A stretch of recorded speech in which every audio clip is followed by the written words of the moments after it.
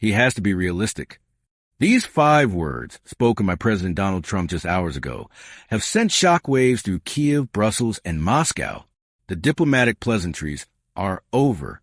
The era of unconditional support has officially ended.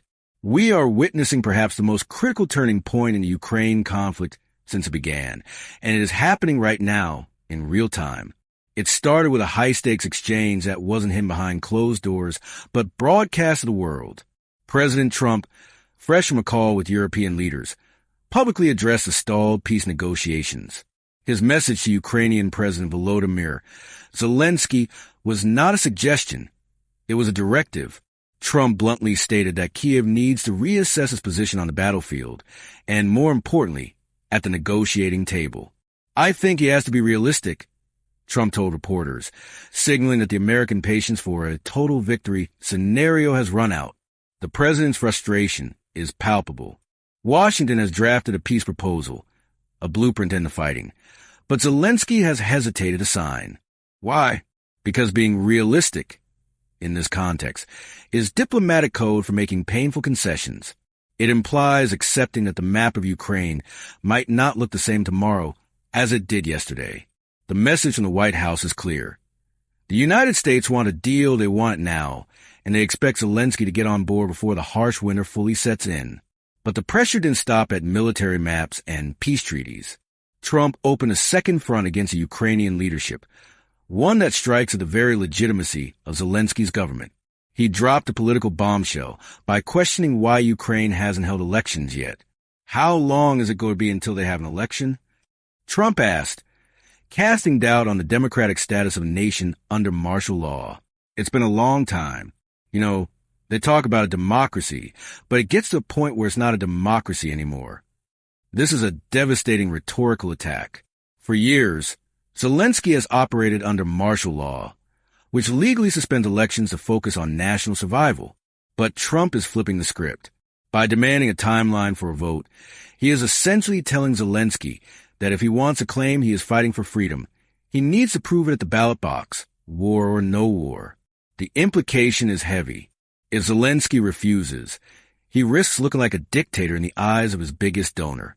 If he agrees, he risks destabilizing his country in the middle of a Russian offensive.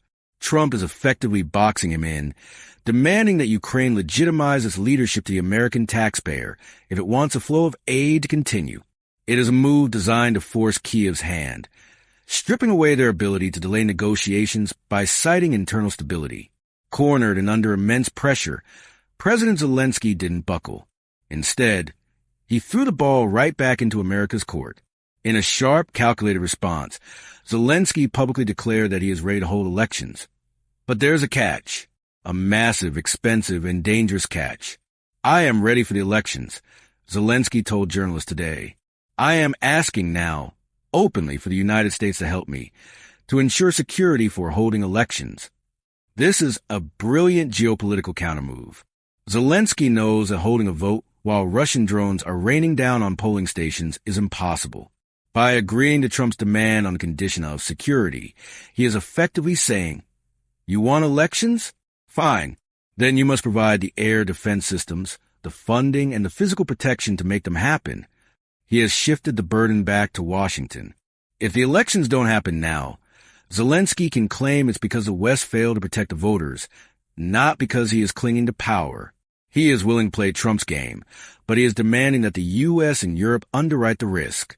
It's a high-stakes poker game where the chips are Patriot missile batteries, and the pot is the presidency of Ukraine. While Washington and Kyiv trade verbal blows, Europe is in a state of panic. Leaders in Berlin, Paris, and London are terrified that the United States is about to cut a deal over their heads, or worse, walk away entirely. Following Trump's explosive comments, the leaders of Germany, France, and the UK immediately requested an emergency meeting. They are frantically trying to organize a summit this weekend, hoping to get Trump and Zelenskyy in the same room to bridge the widening gap. They know that if Zelenskyy is forced into a realistic peace that looks like a surrender, the security of the entire European continent could be compromised. Trump's response to their desperation was cool and transactional. They would like to have a meeting this weekend. We'll make a determination depending on what they come back with. He is making the Europeans sweat, forcing them to bring their own solutions, and likely their own checkbooks, to the table. The old alliance where the U.S. leads and Europe follows is gone. Trump is demanding that Europe step up or get out of the way. The chaotic scramble to arrange this weekend summit highlights just how fragile the Western coalition has become. We are now entering the most dangerous phase of this diplomatic showdown. The timeline is compressing. The peace plan is on the table. The demand for elections has been made, and the weekend deadline for a European summit is looming. Russia is watching these divisions with glee, likely preparing to intensify attacks to further pressure Zelenskyy into breaking. The fortress belt in the east is crumbling, and without guaranteed U.S. support, Ukraine faces a grim winter. Trump has made his position crystal clear. The status quo is unacceptable. He wants a realistic end to the war, and he wants a validated democratic partner to sign the treaty. Zelenskyy now faces an impossible choice. Does he sign a painful peace deal and rush into an election that could end his political career? Or does he refuse, risking the total collapse of American support? The next 72 hours will likely define the future of Eastern Europe for the next 72 years. The ultimatum has been delivered. Now, the world waits for the answer, and that's the reality unfolding right now. The pressure on President Zelenskyy isn't just coming from the front lines anymore. It's coming from the very partner holding up his war effort. This geopolitical high-wire act is far from over, and the consequences of this decision, peace, elections, or further conflict, will reshape the 21st century. What do you think? Should Ukraine hold elections now, even under fire, to secure continued American aid? Or is prioritizing the war effort the only realistic option? Let me know your thoughts in the comments below.